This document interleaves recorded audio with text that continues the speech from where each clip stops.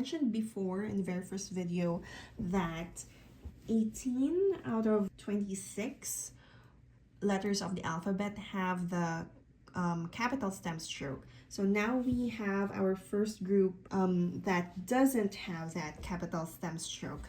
We have our letters X and Q. You would recognize the first oval stroke here as very similar. It's not exactly the same because I made them slightly bigger. My oval here spans from second ascender line to somewhere near halfway here between first ascender and the waistline. But for X, I like to dip it down even lower, and it's almost 2/3 of the whole letter to fill up that space to the right. It's the same idea though, that you have an oval here that you are replicating across your alphabet, and that is on an oblique slant.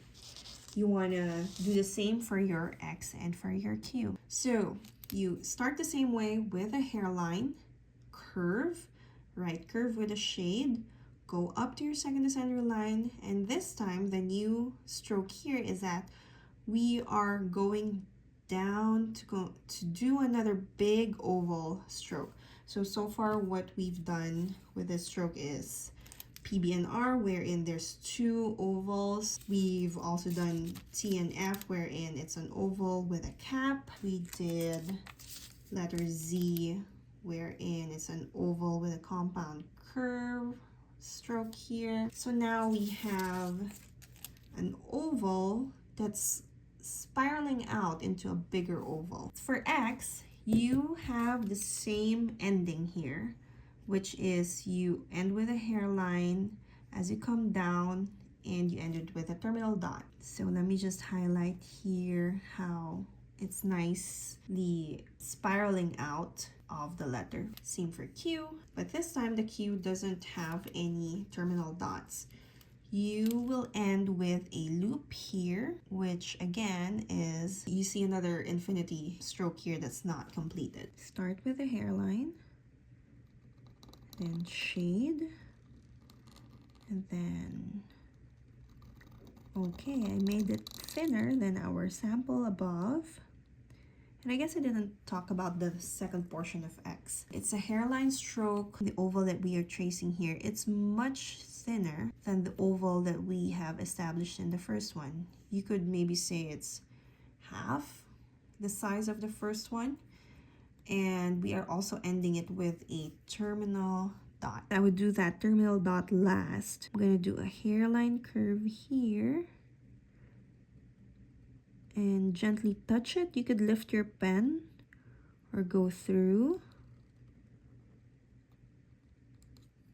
and then go back to the top and add that final dot here to complete your X. Let's do another one. I'll try to make my oval wider for my next X here.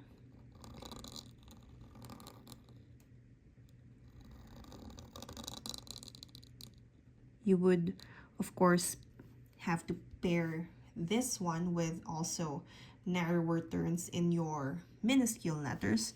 And if you have a nice round letter like here, whereas it's much rounder than this angular turn here, you would want to mimic that same choice in your other letters.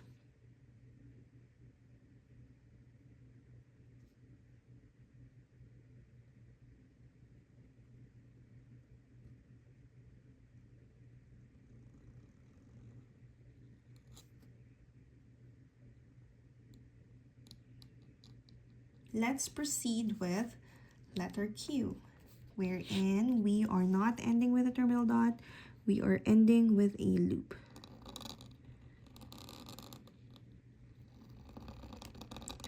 Oh, my finger is catching on the other pen, on the other paper. And then you want to lift where you cross that big curve here. Ooh, I didn't quite make that curve as graceful as I like. That's okay. We can try again.